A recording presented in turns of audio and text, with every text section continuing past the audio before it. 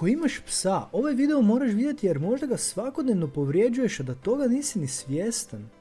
Ovo su stvari koje psi mrze, a većina vlasnika ih radi svaki dan. Koje?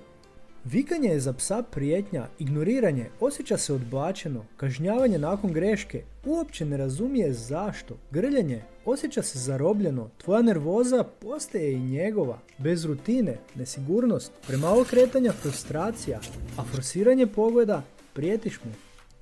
Ali čekaj, najgora stvar nije ni jedna od ovih i najgore što možeš napraviti svojim psu je ne pokušati ga razumjeti.